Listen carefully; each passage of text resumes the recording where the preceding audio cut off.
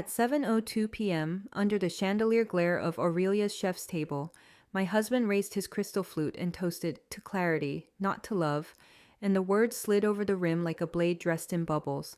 I smiled the way a woman smiles when the room expects her to be radiant, when the pianist is threading something tender through the clink of silver, and the servers are floating in choreography that makes you believe your life is being plated, course by careful course.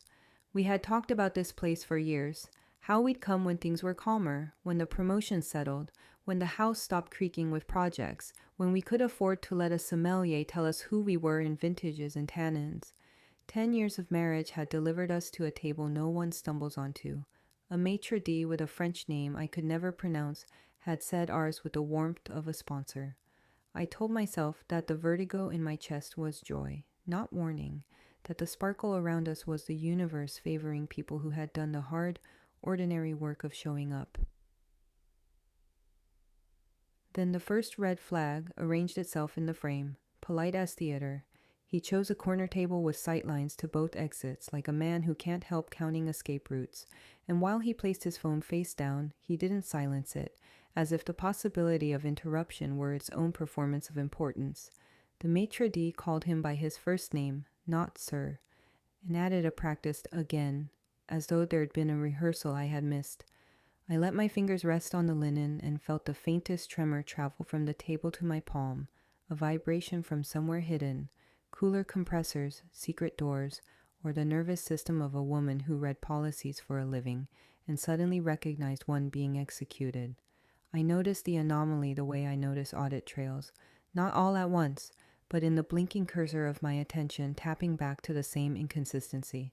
A leather folio on his side of the charger plates, slim, unfamiliar, embossed with initials that weren't his, weren't mine, weren't any vendor I remembered from gift registries or holiday corporate baskets.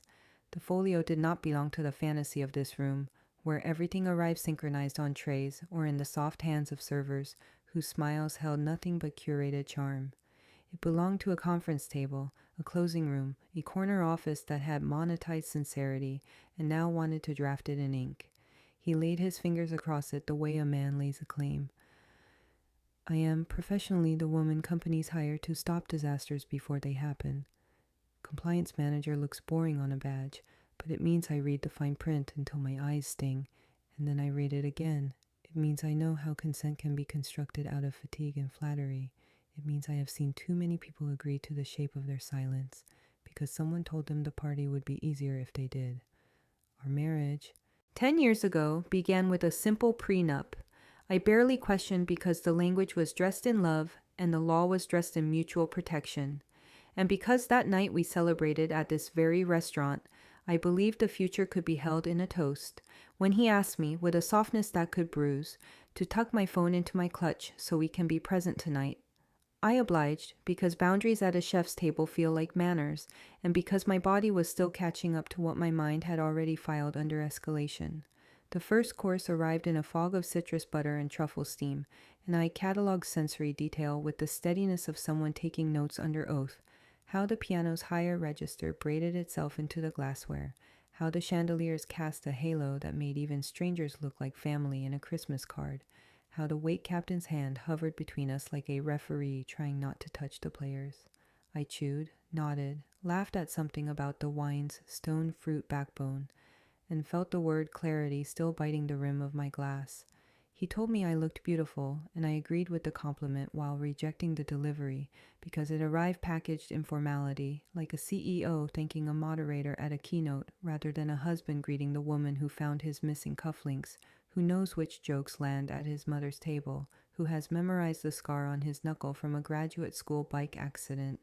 The compliment didn't land. It docked, stiff and efficient and on time. The folio waited.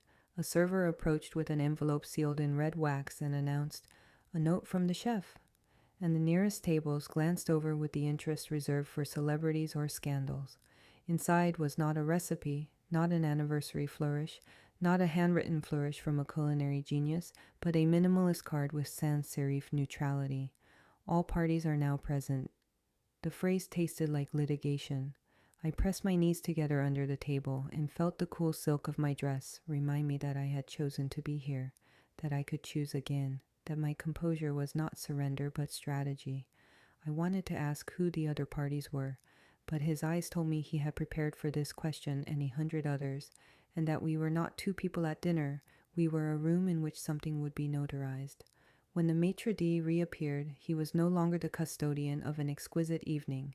He was an usher, and behind him walked a woman in a camel coat carrying a slim briefcase and a stamp kit that reflected the chandeliers like a small, obedient constellation. She had the expression of someone who visits tragedies and birthdays with equal professionalism. She took the empty seat between the folio and the champagne and folded her hands. "Good evening," she said, sliding a commission card toward the water glasses. "I'm Miss Lake, a notary public." When a notary sits down at your anniversary dinner, the menu changes from tasting to terms. She placed the case on the linen as if setting a metronome for the evening, clicked it open, and arranged her instruments with the economy of someone who has practiced detachment until it looks like grace. The rectangular stamp pad, the metal embosser with its chrome jaw, the journal with numbered lines, and a ribbon that knew exactly where to fall. "For the record," she said, voice even and airless, sliding a laminated commission card toward my bread plate, "I'm present to verify identity and willingness." The words were clinical rather than cruel, the kind you could swallow if you didn't chew them, but my throat knew better. I nodded because nodding is what a composed woman does in a nice room when the ground tilts, and I reached for my water because anchoring a hand to a familiar object is the first lesson you learn when panic tries to sprint ahead of you. "Let's keep this dignified," my husband said, in the tone he used on investor calls when bad news needed a tuxedo. He lifted the leather folio from the liminal space between us and laid it precisely where the sommelier had just poured celebration, nudging the flute aside as if to demonstrate that priorities, like glasses, can be rearranged without breaking. The folio's leather was the kind that darkens with expensive oil from expensive hands, and when the chandelier's light slid over the corner, I saw a logo impressed into it, a minimalist monogram that belonged not to a person but to a client, his company's largest, the whale account that had recently turned his calendar into a wall of critical alignment meetings. It landed in my mind with a thud. This was not only marital, this was strategic communications disguised as romance's reasonable conclusion. The room executed its ritual of pretend privacy with the efficiency of a Broadway crew. Diners concentrated on their conversations a beat too intently. Forks paused mid-air and then resumed. The pianist shifted into a sentimental standard that would ordinarily float over reunions and proposals, but now served as a soft focus frame around a procedural act. A wine steward at the next table narrated mouthfeel to a couple who nodded as if nothing extraordinary were unfolding 10 feet away. And still, everything in me registered the temperature change that happens when a personal moment is forcibly migrated into the public domain. Shame is not loud. It is a slow interior heat that moves through your ribs like steam searching for a valve. Ms. Lake opened a slim-bound document and flattened it with her palm, wedding band catching a shard of chandelier light that bounced into my eyes. "I will read the operative clauses aloud," she said, and the phrase operative clauses worked on me like smelling salts for a part of my brain that had been locked in a closet while my heart paced. "This is an exit clause tied to the decennial's anniversary," she continued, "which outlines a performance-based spousal payout schedule, mutual non-disparagement including digital platforms and affiliates, an interim occupancy plan for primary residence, and a custody framework for shared assets." She did not say children, she said assets, and the word settled over the table with the weight of a ledger closing. Then came the bite of language that knows exactly what it is doing. Material breach, reputational harm. Dohicha, good faith mitigation, verbiium, forum selection, phrases that pull feelings out of a moment the way a vacuum seal pulls air out of a bag and leaves only shape and math. My two selves met each other at the rim of my glass. The wife who had measured years in holidays and hospital bracelets felt something inside her fracture at the idea that love was being refiled under operations, while the compliance manager who read consent like a map unrolled herself and started taking notes in my head. Dates, triggers, definitions. I translated as she read, and translation is its own kind of power. Every time she said harm, I silently appended alleged. Every time she said voluntary, I mentally highlighted the context, making that word do more work than it could bear. Still, beneath the steadiness I performed for the room, a riot moved through me, breaking chairs and insisting on a voice. He tried to pour kindness into the shape of a threat. "This is meant to be clean," he said, leaning in as if we were conspiring rather than concluding, "before things get messy with the board." The board, the roadshow, the whisper network that turns personal life into risk factor, he wore them like a suit he wanted me to admire. "It's generous," he added, sliding a stapled summary in my direction, "because I respect you and I want to do right by you." Respect in that moment felt like a word stretched over a frame too large for its fabric. I pushed my water glass to the edge of the charger and steadied it with one finger, a childish gesture of physics that helped me locate my body in the room. And then I did the smallest brave thing available. I asked why. "Why here?" I said, keeping my voice low enough to be civilized and clear enough to be recorded by any microphone hiding in a flower arrangement. I watched his eyebrows prepare a scripted answer, and I watched Miss Lake's eyes register that there was a question on the table that her commission did not train her to deflect. The pianist reached the syrupy resolution of the standard and shifted into silence long enough for cutlery and truth to clatter. Miss Lake consulted the first page, as if the answer might be printed, then lifted her gaze and delivered a sentence that rethreaded the last decade in a stitch I felt in the base of my skull. "Because your initial consent was obtained at this very table 10 years ago at a sponsored engagement dinner. I remember the toast that night. I do not remember consenting to a clause that treats love like a merger." The word "obtained" still rang in my ears as the room sighed over our linened island, and Miss Lake's neutral pen hovered above her journal like a metronome for my humiliation. Aurelia had always sold memory the way jewelers sell light, and 10 years ago we were its ideal customers. Two overworked romantics who believed luxury could fasten meaning to a moment. He had called it a surprise sponsorship, a phrase I accepted because it sounded like generosity in a city that charges for everything. A brand had partnered with the restaurant to gift us a photographer, curated music, engraved keepsake menus, and a stack of white boxes tied with black ribbon that made even the bartender smile. I can still feel the weight of one of those boxes in my lap, the satin bow warm from my hands, and the promise of our future loosening into the night like the ribbon itself. When I lifted the lid, nestled in tissue was a leather-bound keepsake book for our first year, a monogrammed corkscrew, and a card with our names in calligraphy asking for an address verification so the chef's gifts could follow us home, neat little parcels of approval arriving like love letters. That registry card is what Ms. Lake now calls a consent acknowledgement. I can replay the cameraman's choreography, how he staged us in the doorway for a candid entrance, how he tilted my chin toward the chandelier to spark diamonds in my eyes that weren't there yet, how he slid 2 pens in our hands and said, with a laugh calibrated to put us at ease, "Hold them for the ring shot." We were drunk on the theater before the champagne even arrived, and it is astonishing how easily a person who reads fine print for a living can fail to read when she is cast as the heroine in a scene written to flatter her. The maitre d' leaned in, all velvet voice and confidence, and said, "Just a signature for the chef's gift. Our partners are covering everything tonight." And I signed where the sticky note indicated because it felt impolite not to, because my future husband was grinning at me like I was the best idea he'd ever had, because the pianist had slid into "at last," because my hair had finally fallen the way I wanted it to, and I believed the world was aligning around that small victory.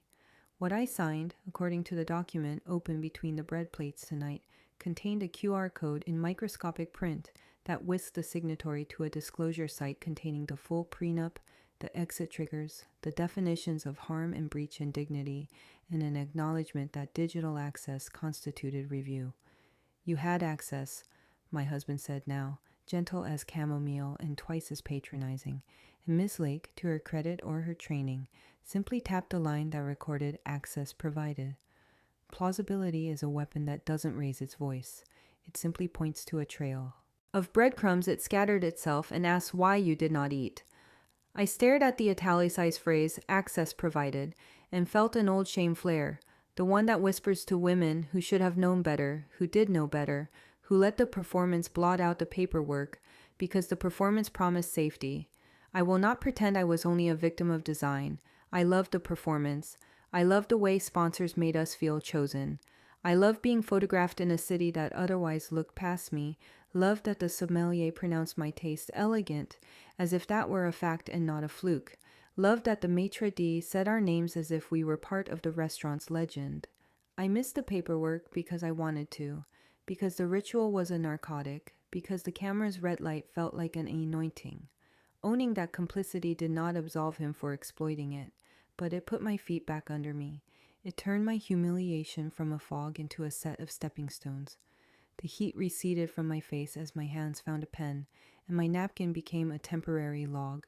Dates, phrases, names, the words Ms. Lake used, and the words she avoided, the points at which the pianist hit crescendos that conveniently covered the clack of the embosser. "I'd like to see the original," I said, voice even, as if I were at a desk and not in heels. He offered the kind of smile executives use when a reporter asks a question and the response is already polished.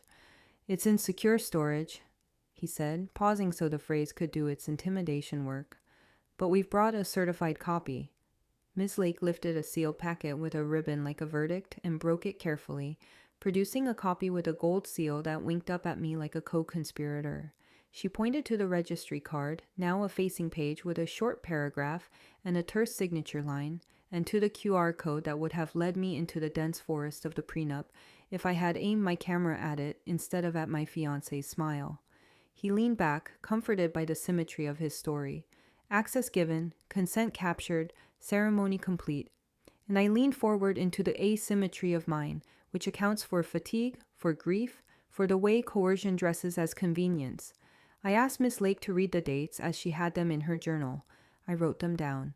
I asked if the access provided entry recorded whether the site was opened. She said her commission doesn't track usage, only opportunity. I asked finally if there were any addenda that modified the payout or the gag language after that initial night, and she turned the packet as if it had been waiting for the question. Her page flip was crisp enough to catch the pianist's ear. She laid the document flat to reveal an addendum bearing my digital signature time-stamped at 2:43 a.m. on the night my father was in the ICU. The night my father coded, someone slid an email under my grief and called it consent. Ms. Lake didn't flinch when I said the ICU timestamp out loud, but the chandeliers seemed to sharpen, as if the room itself had recognized the indecency. I could see the line item in her journal, the tidy columns of date and method and ID check, and I imagined my own face lit by hospital fluorescence, while a bedside monitor kept time for a signature I would not remember giving. The addendum stared back at me with the triumph of a trick done cleanly. I steadied my hands on the linen and let my mind walk, step by faithful step, back to the corridor where I first learned how long a minute can be when it is full of machines. It was 3 a.m, the kind of hour that makes a person believe they are alone inside a nation of sleeping houses. The vending machine had eaten 2 of my dollars and begrudged me a coffee that tasted like cardboard grief. The nurse with the tired smile had explained what coding meant again, softer this time and no less brutal. My phone glowed with automated hospital updates, appointment reminders I had forgotten to cancel, and algorithm's cheerful suggestion to revisit a photo album labeled engagement, as if hell might be softened by a slideshow. Somewhere between those pings, tucked beneath pharmacy notifications and a weather alert about freezing rain, was an email from a concierge services address that mirrored the Notary platform's domain down to a hyphen that looked like harmless punctuation. I remember tapping it because tapping was something to do, because there is a peculiar relief in pretending administration can outpace fear. Tonight at Aurelia, I opened my archive and found it. A message that called itself a courtesy confirmation, that linked to a page promising clarity for couples, that used the word expedite in a sentence about compassion. The addendum it carried was precise where decency would have hesitated. It tied spousal payout to reputational alignment and treated silence as a deliverable, quantified in months, indexed to milestones, and penalized if breached by public statements that could reasonably be construed as derogatory to corporate stakeholders. I have audited third-party risk assessments with less arrogance. Love had been rewritten in the language of non-disparagement, and my father's heart had provided the cover. Metadata is where the body is buried, and I followed it with the reflex of someone who has learned that truth leaves fingerprints. The IP address range sat squarely in his company's block, the digital equivalent of a return address in the corner of an envelope he swore he never licked. I asked Miss Lake whether her record included origin verification, whether her journal distinguished between a free and voluntary act and one performed through the tunnel vision of crisis. She tapped the page with the cold authority of a form. I validate identity, willingness as stated, and the act of signature, she said, careful to honor the perimeter of her job while refusing the morality that leaked over its edges. I do not authenticate the provenance of electronic notices. For a breath, her eyes flickered toward the folio, the only movement that suggested she understood the difference between a box checked and a line crossed. He saw my attention organizing itself and attempted to reframe the moment as mercy. "We can be generous," he said, careful to sound tired rather than triumphant. "A premium apartment for 12 months, downtown, concierge, parking, the works. You won't have to worry about a thing while we transition. I'm trying to honor you." The room understood it as chivalry. My bones heard it as pressure. Gifts are easier to sell than gags. I wrote the offer down anyway, a bullet in my growing incident log, date, time, attendees, concessions presented contemporaneously with signature request, contextual vulnerability noted, independent counsel absent. The napkin had become a field report. I added the details a future me would need. Model number of the notary embosser, initials on the folio, the way the pianist's crescendos mask the louder clicks. There is a particular steadiness that arrives when a person who has been made into an object names herself a witness. "I want counsel," I said, and for the first time that evening my voice carried enough steel to make the maitre d' glance over as if he had been paged. "Not yours, mine, present, or we stop here." He folded his hands in front of him and performed patience for the table next to us. "Counsel drafted this," he replied, each syllable polished, "and yours would slow it down. I'm trying to spare us both a spectacle." It was an old tactic with new cutlery. Call delay a sin, call speed a virtue, call the woman unreasonable for refusing to play along in the name of civility. I capped my pen and told him slowness was a feature, not a flaw, when the thing being hastened was my own erasure. I asked Miss Lake to annotate her journal. Context of ICU, time of email, absence of independent counsel, offer of consideration contingent on immediate execution. She wrote without looking at me, and then, almost imperceptibly, underlined the time. It was not advocacy, but it was a mark on paper that would outlive the chandelier light and the piano's conspiratorial hush. The sommelier returned with a vintage I adore, a bottle that had once made me cry at a friend's wedding because it tasted like relief after a long winter. He poured with ceremony and set the glass at my right hand, then leaned just far enough for scent and secrecy to travel. "There's someone waiting in the private lounge who says you'll want her," he whispered, and the stemware trembled against the linen as if the table itself understood that the evening had acquired a new witness. She wore the same camel coat as the notary, but carried something no one else had: remorse. The private lounge was a pocket of lowered voices and curated shadows, all velvet and brass, as if discretion could be upholstered. And she sat at the edge of a banquette with her hands curled around a cappuccino cup so tightly the saucer sang against the marble every time her fingers trembled. Up close, she looked younger than the authority in her emails, lashes damp, lipstick already bitten at the corner, a woman who had rehearsed competence all day and come here to confess. "I'm Tessa," she said, the name landing between us like a key. "I work for him." The present tense shook. I took the seat opposite and set my glass down with the care of someone placing an instrument on a sterile tray, because what we were about to do needed steadiness more than rage. "I scheduled the notary," she began, skipping the pleasantries as if they were a luxury she could no longer afford. "And I coordinated the venue and the slideshow and the timing with counsel so the room would be quiet when Ms. Lake read the clause." The shame in her voice wasn't performative. It had weight, like a wet coat she couldn't shrug off.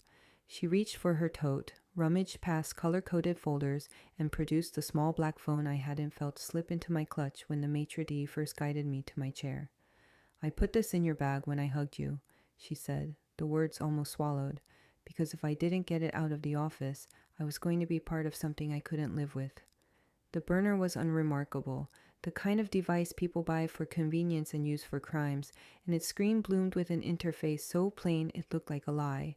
I unlocked it with the code scrawled on a sticky note tucked beneath the case and found a folder labeled Rehearsals, an act of arrogance or meticulousness, depending on who you were rooting for. Inside were voice memos, each stamped with times across the last 3 weeks, and when I tapped one, the lounge filled with his tone polished to compassion, the cadence he uses when he needs investors to believe a pivot is a favor. We both deserve clarity, he practiced, a smile audible. And this is about protecting our friendship from public narratives. He experimented with pauses, with the word dignified, with a chuckle that neutralized blame, and the sound turned my skin into glass. My husband had been rehearsing kindness the way actors rehearse death scenes, perfecting the illusion until it could pass for mercy under lights. The board is scared, Tessa said, rushing to fill the silence his voice left behind. And the bankers are nervous about personal volatility before the roadshow, and legal thinks if you sign now and post the statement tomorrow, the market won't twitch. They want him unmarred by domestic scandal, and you... She faltered, and I finished it for her because I know how these sentences are designed, and I understand compliance. She nodded, grateful and sick.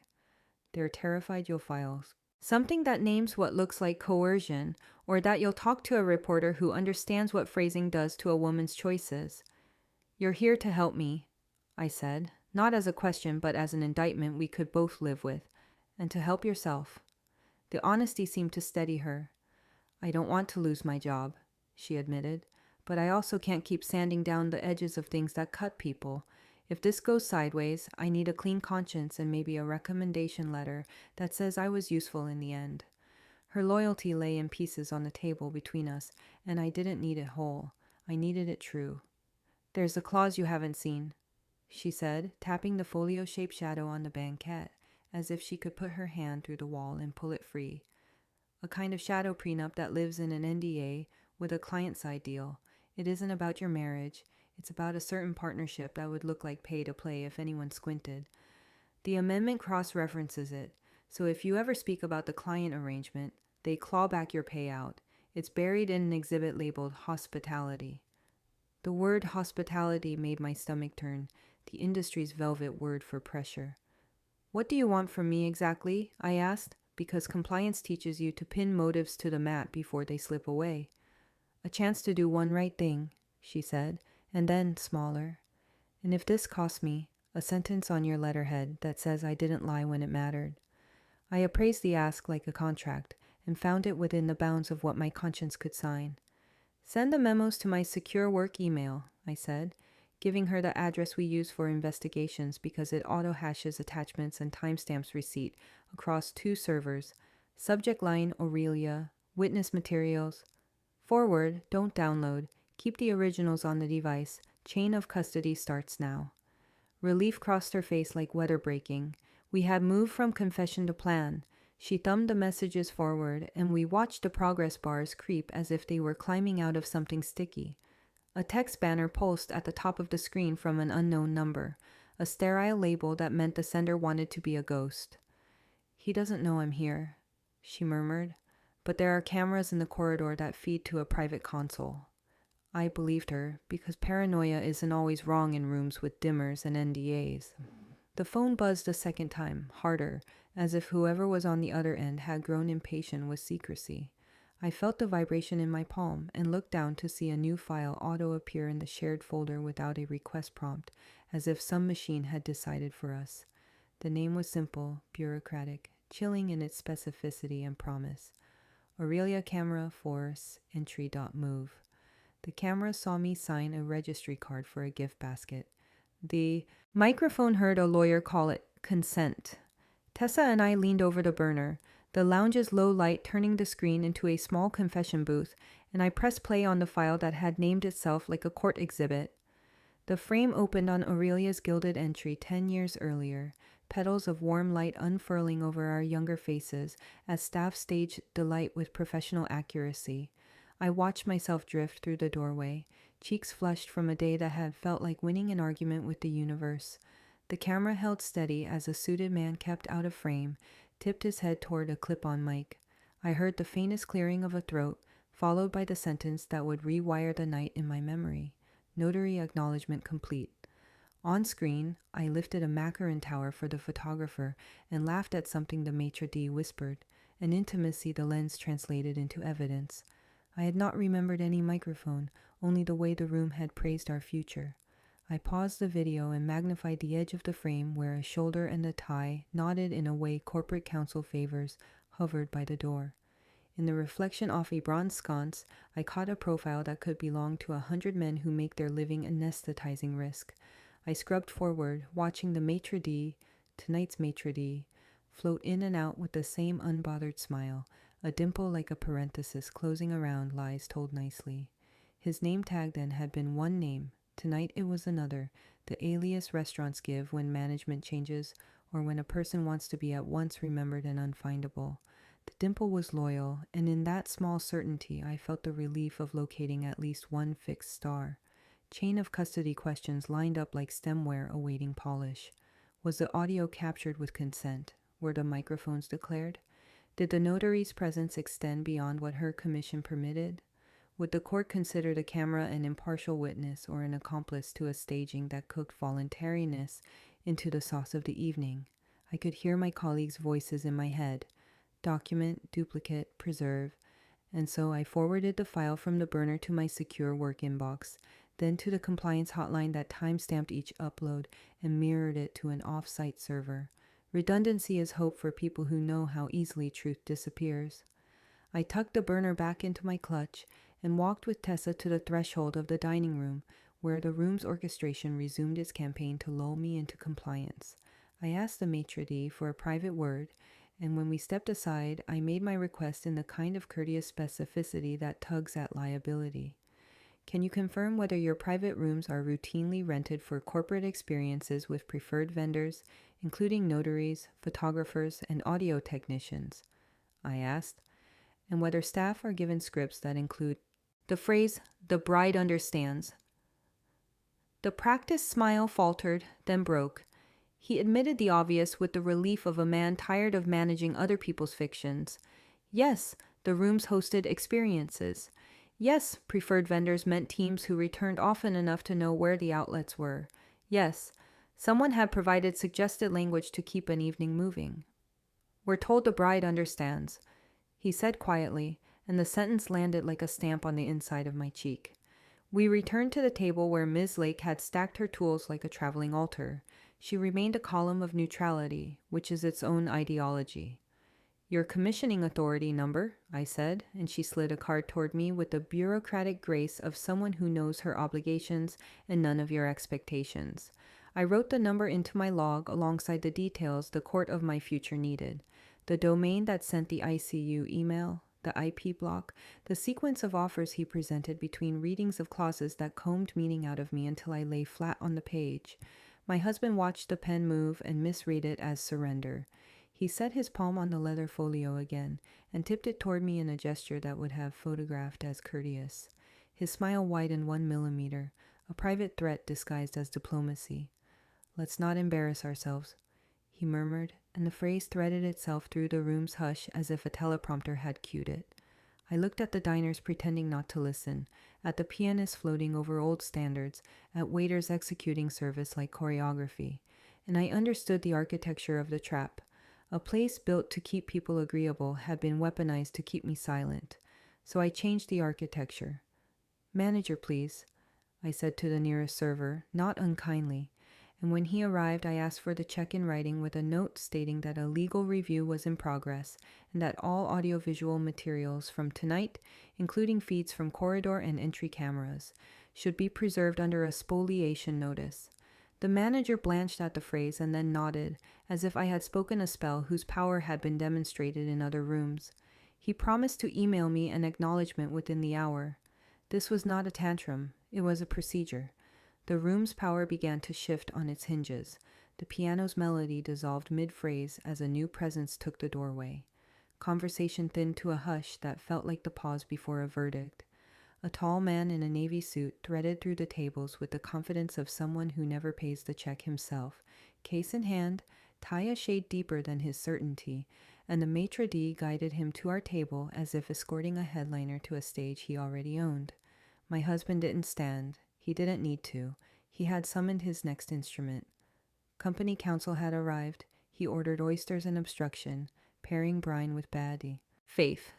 He slid into the empty chair without invitation, the way a storm takes a seat at the end of a pier, and signaled for shellfish as if this were a late closing rather than the disassembly of a decade.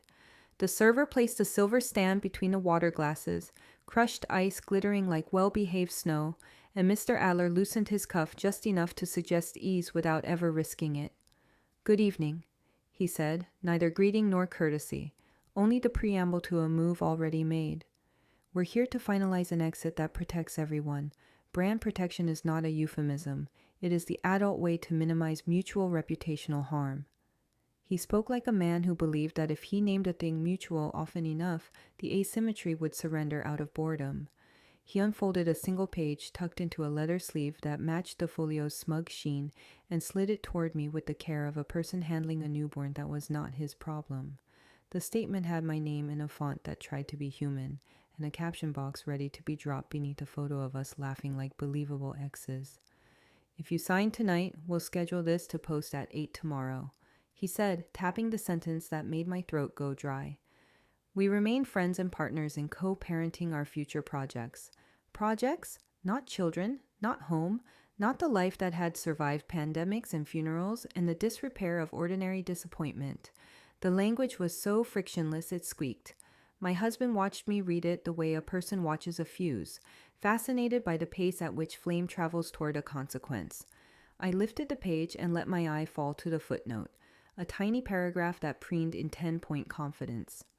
Amendment K, it read, waiver of spousal challenge where presentation occurs in a venue of initial consent. Aurelia. The syllables bloomed with old perfume and fresh panic.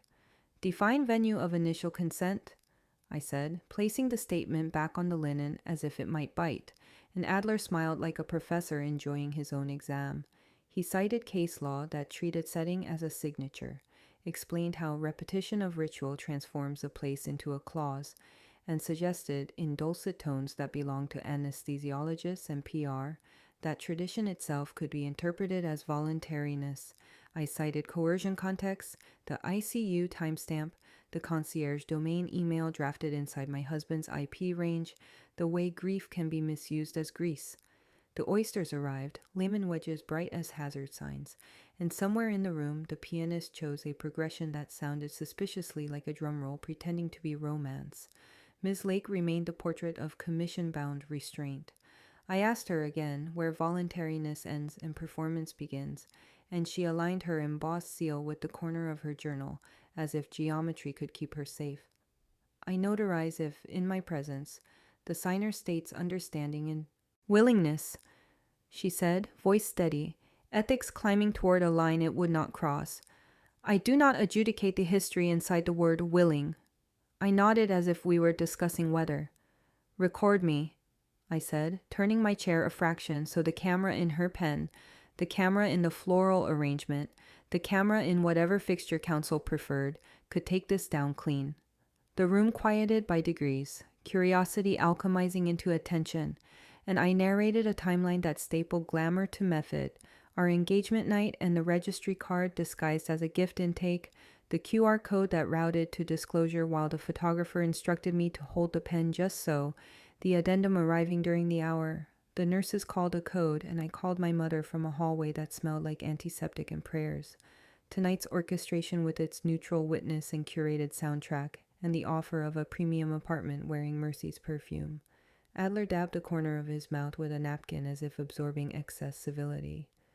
Refusing tonight, he said, as gently as a serration can sound, triggers a for-cause reduction pursuant to Section 5C, which accounts for public disruption and unnecessary escalation. This is, after all, a dining establishment. Spectacle is unkind to everyone involved. He looked around as if the chandeliers might act as jurors. The reminder was as much for the audience as for me, a nudge that I could still choose to be the gracious woman the room preferred. I glanced at the oysters, their cold, clean brightness, and thought about how easily a person can slide something down her throat if everyone around her nods. I want discovery on Amendment K, I said, each word a rung on a ladder I intended to climb whether or not they removed it while I was on it. Drafting history, internal emails, vendor agreements, template language for the maitre d' script, the list of preferred notaries and AV teams. If venue of initial consent is the hill you've chosen, I would like the map. Privilege wrapped itself around Adler like an expensive scarf. Those documents are not available to you, he said, unless we were in a forum I could not afford tonight, unless I was willing to let this evening rot into litigation. Then we'll note your refusal, I replied, the first person plural, not royal but practical. I had acquired witnesses in the lounge, in the dining room, in the phone that had already mirrored files to servers outside their reach, and the word we steadied me like a handrail. Adler tried on paternal warmth the way a man might try on cologne in a department store, testing for effect, not sincerity. You are a reasonable person, he said, as if reason were a leash, and you know how narratives calcify online. We want to help you land well. I thought of Tessa's shaking hands, of the maitre d's dimple that had outlived a name tag, of the sommelier's whisper that had redirected my evening toward a corridor where truth had been waiting in a camel coat. I picked up my pen and wrote Amendment K on the napkin log, flanked it with 3 asterisks, and beneath it added the word leverage, because some clauses are not only traps, they are crowbars if you know where to wedge them. The burner phone in my clutch vibrated against my ribs like a small animal that had realized the woods were on fire. I slid it out under the table, screen blooming with a new message from a contact that labeled itself with a word that flattened my heart and sharpened my spine at once. If you ever loved yourself, don't sign. Check the bracelet. The diamonds on my wrist were a ledger I never read. I felt the message vibrate against the inside of my clutch like a trapped moth, and, for the first time all night, my attention slid from clauses and cameras to the cold sparkle cuffed to my skin. He had fastened the bracelet when we arrived, a small ceremony before the waiter lifted the cloche from an amuse-bouche we were supposed to admire. I had admired it because I am not immune to pretty things, and because the ritual of a man clasping jewelry on a woman still hums with a cultural electricity that flatters the room. Now, under the chandelier, I lifted my wrist and studied the clasp the way I study signatures under magnification. Between 2 teeth of the closure, where most people would see only metal, a faint grid of dots hid in plain sight, the kind of micro-engraving vendors use when they want luxury to double as a badge. I angled the light, caught the pattern, and my stomach dropped. The engraving resolved into a tiny QR matrix, delicate as a freckle, smug as a fingerprint. I turned my wrist to shield the camera from prying lenses and lifted my own phone, the one I had retrieved when composure needed a tool. The code woke a private site that wore our taste like a costume. Muted cream background, serif headings, a logo we had once chosen for our wedding program. At the top was a countdown clock, all soft edges and menace, ticking toward 8 a.m. tomorrow. Below, a ready-made statement announced our amicable separation and our shared commitment to mutual respect and future collaboration, and a gallery of wedding photographs bled from the margin like a memory I was being asked to surrender for parts. The page footer contained an ID string that looked like nonsense unless you knew what device fingerprints look like when they're trying not to be seen. It was mine. If I signed tonight, the system would retroactively validate that the device listed had previewed the release, and the post would publish on schedule, neat as a guillotine. The burner pulsed again. Tessa. That code also unlocks his office vault. Her text read, the words moving with the urgency of someone who has just broken a rule she can't unbreak. Bracelet is the key in plain sight. Concierge installed a reader after hours. He said it was for convenience. Moral triage split in my chest. I could walk in salvage peace by refusing to be drafted into their timeline, or I could expose the convenience they had built out of me and accept the mess that comes with telling the truth. Anger is a blunt instrument when it is young. Tonight mine had matured into purpose. I did not unclasp the bracelet. I documented it. I raised my head and found Adler watching, the way a lifeguard watches a swimmer venture past the buoy, calculating tides. Were you aware? I asked, voice level enough to be mistaken for calm.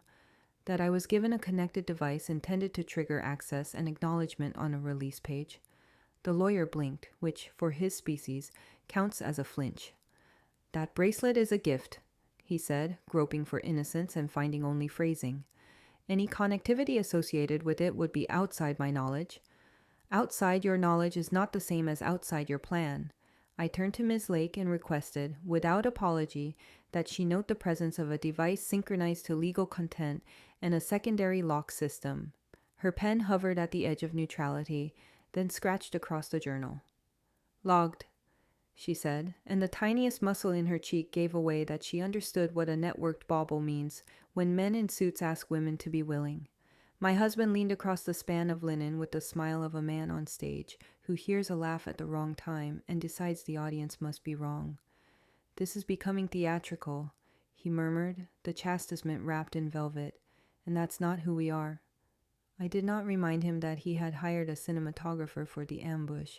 I asked for 5 minutes outside to clear my head, to stand in air that wasn't curated for appetites, to think without the pressure of a chandelier telling me what a good woman does. Adler tried to preempt the request with civility that doubled as a boundary. Given the sensitivity, he said, we'd prefer to keep things contained. The maitre d' materialized with the speed of a wish. I can escort you to the terrace, he offered, voice soothing, stance strategic, the restaurant's version of a chaperone. Performative concern is still control, but it leaves a paper trail, and paper trails are my native language. Before I rose, I screenshotted the countdown and the device ID, forwarded both to my work inbox and to the hotline, and photographed the class from 3 angles with a coin for scale because evidence needs context more than outrage. I slipped the phone back into my bag and slid out of the chair with the unhurried dignity of a woman at an art opening, not a defendant at her own arraignment. Around us, forks paused and resumed, whispers knit and unknit, and Miss Lake's embosser sat like a small moon, bright and circling. We had taken 2 steps toward the corridor when the room's pulse changed. Lights dimmed in orchestrated sympathy, as if the building itself had decided to take a breath, and the pianist lifted his hands for a beat that stretched long enough to feel like a verdict. A projector at the far wall flickered awake, and servers pivoted in a choreographed arc to angle plates away from the wash. The first slide unfolded across linen and glass, our wedding photos, all the good angles and borrowed light, the lie of certainty captured in frames that now felt like affidavits against me. The montage slowed, dissolved, and then cut without ceremony to a draft announcement bearing tomorrow's date and my name beside a signature I had not yet given. The surprise presentation had begun, and it was announcing the end of me. They expected me to nod through my own erasure. The lights were lowered to the level where strangers look like memories, and on the wall our decade unfolded in a tasteful montage. Winters stitched to summers, a dog we adopted and a couch we outgrew, my father's shy smile cropped to avoid the hospital band. The dissolve into my husband's company logo was so smooth you might have missed the violence. But my body caught it. The room had shifted from dinner to deck, from love story to investor deck, and I knew from 100 boardrooms that when a logo appears, a person is about to disappear. A title card arrived with an elegance that made cruelty look civilized. A statement from us. I did not read the opening line. I stepped forward. The projector warmed my face as if branding me with light. I asked the AV tech, a young man with a headset, in the tired politeness of someone who has obeyed too many rich people, who had cued the show. He glanced toward the maitre d', then toward Adler, then toward the ceiling as if answers could fall from fixtures. File came from Client Suite 3, he said at last, voice low, that specific softness service workers use when they want to tell you the truth without getting fired. Client Suite 3. The name fit my memory like a key sliding home. It was the same room where, 10 years ago, a photographer had told me to hold a pen just for a shot, and a notary I do not remember had apparently done her work in a corner where the light was flattering. I turned to the manager and used the language that makes insurance companies sit up. For safety and liability, I need Client Suite 3 open now, I said, to verify that electronic signage and audiovisual equipment are compliant and that no tripping hazards or fire code violations exist. Liability is a dialect of English that unlocks doors.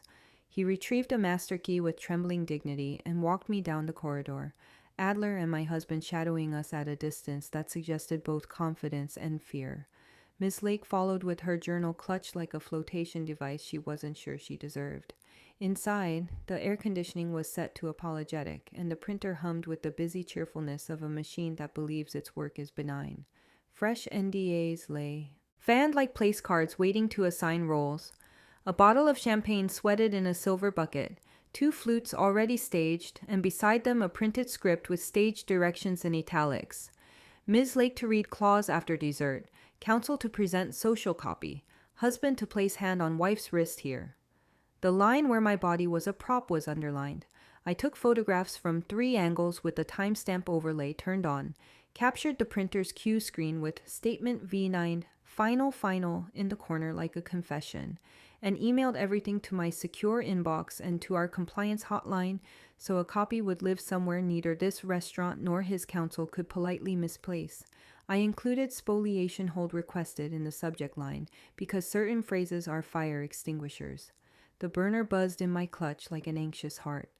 I called the number labeled parent, and a woman answered on the first ring with a voice that had the steadiness of someone who has read too many complaints and still believes in paper.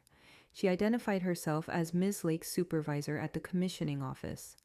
"We flagged tonight's booking as sensitive," she said, after I gave the shortest version of the longest night, because of the venue and a request for private recording. She did not sound surprised. She sounded tired and careful, like a person who knows that neutrality can become complicity by habit. I asked if she would remain on the line as a witness while I catalogued what I was seeing. "I'm here," she said, and I began to narrate. The NDAs with my initials on the tabs, the schedule that had me signing at 9:15 p.m., the slideshow file path that matched the bracelet's countdown site, the champagne that would have welcomed me to my own disappearance. The manager hovered at the threshold, hands folded, body learning in real time what it means to sit between hospitality and harm. He asked if we needed anything, water, privacy, forgiveness, and I asked instead for the venue's data retention policy on security feeds and the name of the AV subcontractor. He gave both, promptly, as if speed might absolve. Ms. Lake's supervisor asked for a photo of the printer's serial number, and I obliged. Chain of custody is not a romance, it is a spine. Footsteps approached in a cadence I knew before I could assign it a name, a tempo of entitlement disguised as urgency. The door swung wider, and my husband entered with 2 members of the restaurant's security team, their jackets a uniform that says we solve discomfort by moving it. He didn't look at the printer or the NDAs or the champagne sweating like a nervous witness. He looked at me with the particular pity of a man who believes he is being forced to be firm. "You're trespassing," he said, turning to include the manager in the audience, and escalating a private family matter in a client space. He gestured toward the flutes as if they were evidence of my hysteria. "We're done here," he added, and the security guard stepped forward as if the law were a tray they could carry out of the room. He tried to call it trespass. I called it evidence preservation.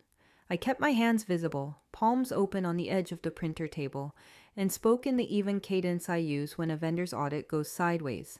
I stated, for the benefit of the room and the open phone line in my pocket, that I was documenting a potential pattern of coercive contracting, executed in a public venue, and that I was making a formal preservation request. I asked the restaurant to retain all corridor and suite CCTV under spoliation notice, to freeze the AV systems cache, and to log the identities of any staff who had touched the playlist or projector cue. The legal words didn't raise my voice. They raised the stakes. Security wavered. The manager, who had been balancing hospitality against risk all night, nodded as if I had finally spoken a language he could explain to his insurer. Adler's mouth tightened into the kind of line that lawyers draw when a narrative starts skidding out of its lane. Miss Lake kept writing, each stroke of her pen a metronome that made me feel less alone. My husband exhaled, a show of patience calibrated for an audience, and told me again that I was making a scene. I told him the scene had been storyboarded without me, and that dignity wasn't a dress code. It was due process. He stepped closer, cologne and certainty arriving a beat before his words. "The board needs a pristine story for the road show. he murmured, finally choosing truth over euphemism because he thought whispering would make it smaller. They can't have volatility. I tried to give you the best version of this. I heard the admission sit down between us like a signed affidavit. He had chosen them over me, and he believed that if he framed abandonment as stewardship, I would lower my eyes and bless it. On the sweet computer, a spreadsheet sat open, cells gleaming with the cold optimism of formulas. I scrolled and found a tab labeled Influencer Partners, Narrative Alignment, a docket of names and handles with columns for sentiment trendlines and mitigation pathways. My name appeared under a column called Risk, linked to tags, Compliance, Whistleblower Adjacency, Hospital Incident, that read like someone had mined my life for leverage. I forwarded the file to my secure inbox and watched the system log a timestamped send, the small relief of a breadcrumb no one could eat. Adler warned that refusing to sign tonight triggered the for-cause clause, a haircut on my payout for public disruption and unnecessary escalation. I replied that a penalty structure to punish refusal in the presence of an audience starts to look retaliatory, and that retaliatory measures juxtaposed with an ICU timestamp and engagement footage featuring the phrase, "Notary acknowledgement complete," don't usually test well against juror common sense. Reputational math flips when cruelty gets subtitles. He asked who I imagined my jury would be. I gestured toward the dining room where strangers were pretending not to listen and phones were pretending not to record. Sometimes the jury is whoever can hear you. From behind a divider, a figure emerged, small and shaking, clutching an envelope so thin it seemed to contain only rumor. Tessa's face had shed its office composure. What remained was courage doing its best in bad light. She handed me the envelope with the caution of someone passing a match in wind. "He didn't sign this to your copy yet," she said, voice quivering, and legal was still arguing about the witness language. Across the front, in a tidy font that favored no one, were the words Amendment K, unexecuted. My husband tried to intercept the handoff with a smile meant to patrol the perimeter. "This is privilege," he said, and I, still holding the line open in my pocket, clarified that privilege runs between counsel and client, not between a woman and the terms being used to erase her. Ms. Lake's supervisor on the phone asked me calmly to photograph the envelope before opening. Chain of custody is a discipline, not a drama. I took the shot, seal intact, timestamp visible, printer serial captured over my shoulder in the reflective glass of the credenza. The manager announced that IT had acknowledged my preservation request and was duplicating tonight's feeds to external storage pending counsel guidance. Adler objected to the word external. I insisted on the word redundant. The security guards shifted from threat to furniture, uncertain which posture their uniforms required now that policy had entered the chat. I told my husband there was still a path to dignity if he chose transparency and independent counsel over a stage signing in a sponsored room. He looked at the champagne sweating on the tray and reached absurdly for performance. "Let's toast to a calm resolution," he said. I let the bottle stand as a monument to the script I would not read. I slid a letter opener from the desk, a ridiculous instrument for a necessary act, and eased it under the flap. The paper gave way with a whisper the room seemed to hear. I felt the weight of the decades settle into my wrist bones and forced my breath into a pace that belonged to me alone. Tessa held her own breath like a diver. Miss Lake's pen paused, hovering, the tiny shadow of its tip quivering over her page. Adler angled his body to catch the first glimpse and prepare his response before the sentence had finished forming. I opened the envelope to find a clean page with my typed name above a blank signature line, and beneath it, a witness line already pre-filled with Ms. Lake's. If they wanted an audience, I would give them testimony.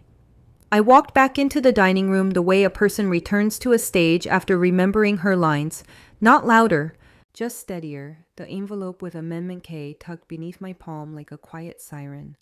The lights had not fully brightened after the slideshow stunt, shadows still pooling at the edges of linen, but curiosity had lifted every face to a cautious tilt. I approached the petite mic the pianist used between songs, the one he thanked the room with, and asked, politely but publicly, if I might borrow it for 1 minute of housekeeping. The phrase belonged to American meetings and hotel ballrooms. It soothed the manager's instinct to say no. He nodded. The pianist slid the microphone toward me as if passing a candle at a vigil. "Good evening," I said, and the room recognized the tone we all use when we must be both neighborly and precise. "My name is on the slideshow you just watched, and I need to correct the record." I kept my breathing where my voice could find it. Tonight's presentation is the culmination of a timeline that began 10 years ago in this venue, when a registry card for a chef's gift smuggled in a consent acknowledgement for a prenup through a QR code. The notary acknowledgement on that night is documented on internal footage labeled Camera 4. Months later, during an ICU incident for my father at 2:43 a.m., an addendum arrived from a concierge domain linked to my husband's office IP block. This evening, a bracelet clasp engraved with a micro QR led to a preloaded separation statement scheduled to publish at 8 a.m. into a vault lock in his office. In Client Suite 3, I found NDAs printing, a script with stage directions for the notary and company counsel, and a slideshow file titled Final. I have requested preservation of all video and AV caches. I now request that the restaurant email me those preservation receipts tonight. I turned to the manager. Please send them to my secure address. You have it. I faced Ms. Lake, not as an enemy, but as a human whose pen had been used like a scalpel. Do you believe this is voluntary? I asked, giving her the dignity of a yes or no, while knowing the chasm she would have to leap to reach either. She held my gaze for one long second, then defaulted to the refuge of her commission. I certify identities and signatures, she said into the room's hush, not states of mind. The sentence landed with a soft clatter that all of us heard. Neutrality can sound like courage until it sounds like a dodge. Murmurs moved through the tables, a rustle of napkins and conscience. Phones surfaced the way tulips do after a final frost, tentative and then inevitable. And for the first time tonight, I felt American etiquette crack open and let the civic impulse breathe. Neighbors as jurors, strangers as archives, the collective leaning toward fairness like plants toward a window. I will not be signing anything tonight, I said, and my voice did not tremble. I'm requesting a neutral mediator, the presence of independent counsel for both parties, and a transparent process that respects the law and the truth.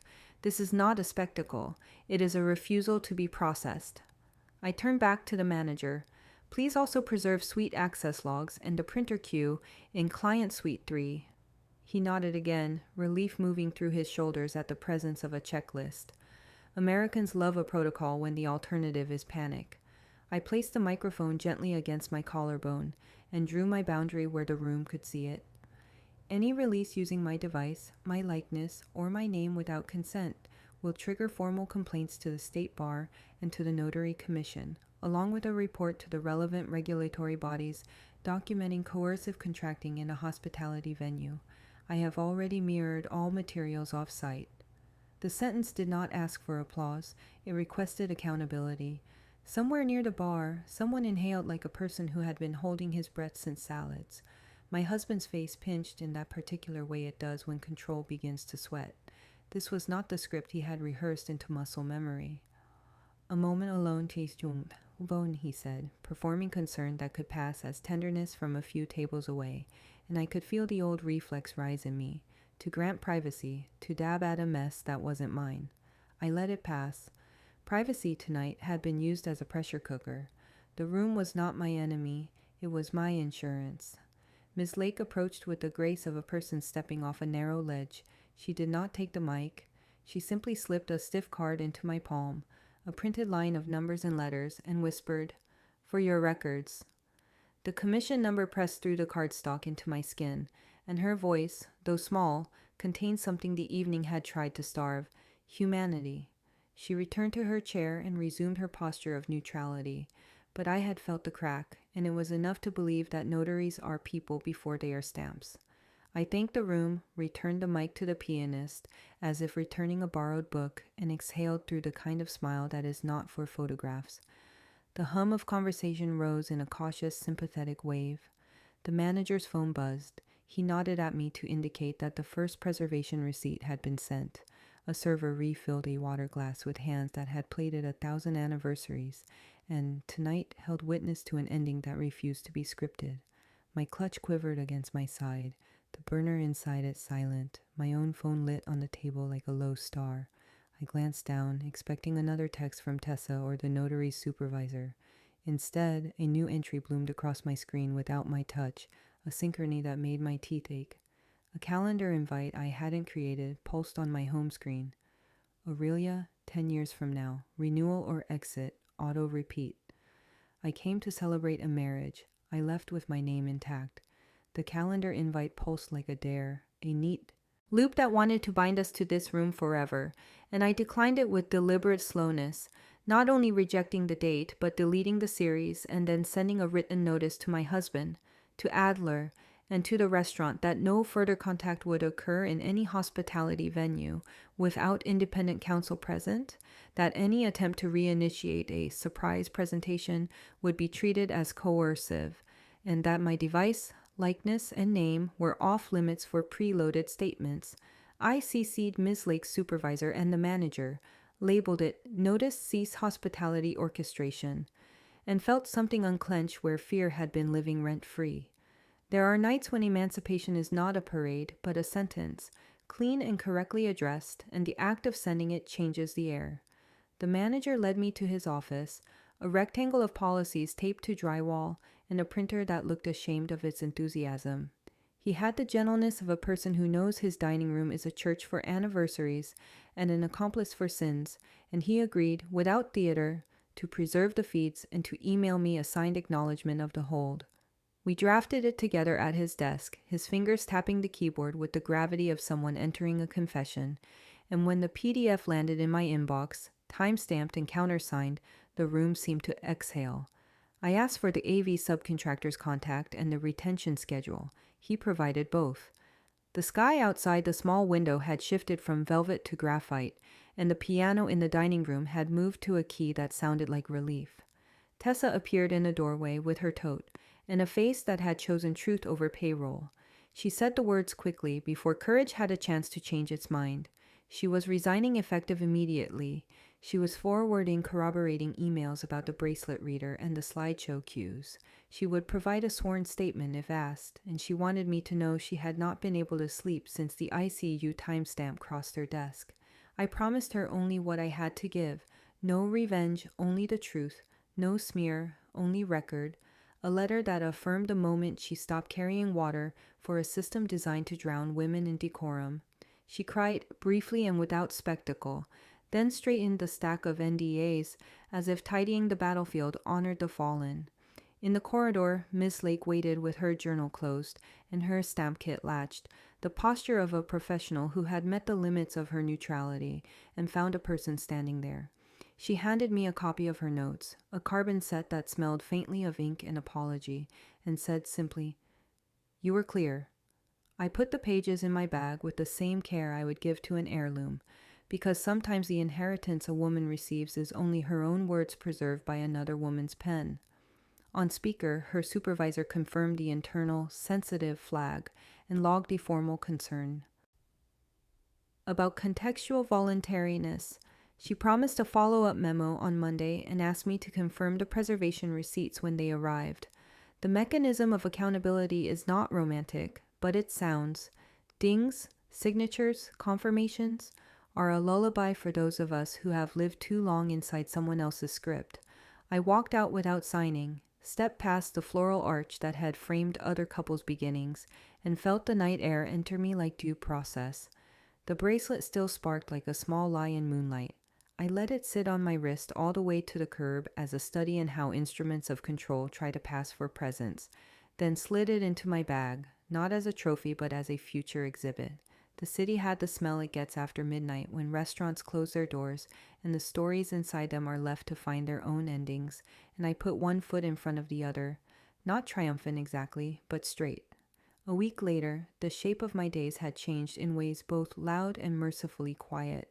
I hired my own counsel, a woman who had no taste for theater and an exquisite nose for buried levers, and together we filed complaints where the law keeps its ears, State Bar, Notary Commission, Consumer Protection, for the parts of the evening that were not simply unkind but unlawful, and we proposed a dissolution that was fair by any standard a stranger might call decent, financials transparent, timelines reasonable, No gag orders about illegality or coercion.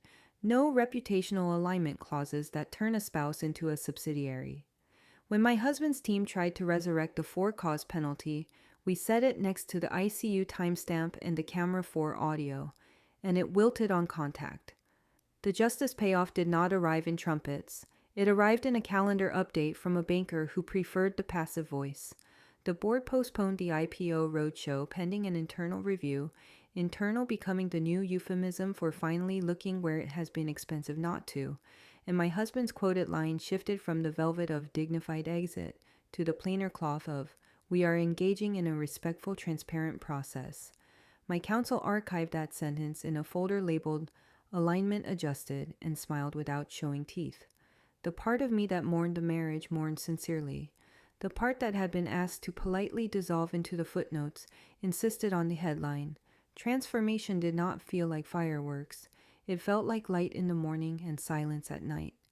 I moved into a place where the windows understand sunrise and the walls keep secrets without being asked, and I kept the bracelet in a drawer beside the warranties and the spare keys, not as something to wear, but as a reminder to read every clause, including the ones written in attention and applause. When I opened that drawer to fetch a tape measure, the metal glinted up at me, and I felt gratitude for the version of myself who had taken notes, instead of taking blame. The official paperwork arrived in a thick envelope that thunked against my new mailbox, with the solidity of a chapter good enclosed, and inside the packet, tucked not into the legalese, but between two neutral cover letters, I found a card in a hand I recognized from a journal line and a carbon copy. "There's one more clause you haven't seen. Ask for the hospitality rider. If someone tried a civilized ambush like this on you, would you sign or speak? What's your first move and why? Drop your verdict in the comments and name the biggest red flag you spotted before I did. Timestamps welcome. Subscribe and turn on the bell for more first-person legal thrillers and follow-ups with the receipts. Share this with one friend who always reads the fine print, and save the video if you're building your own boundaries.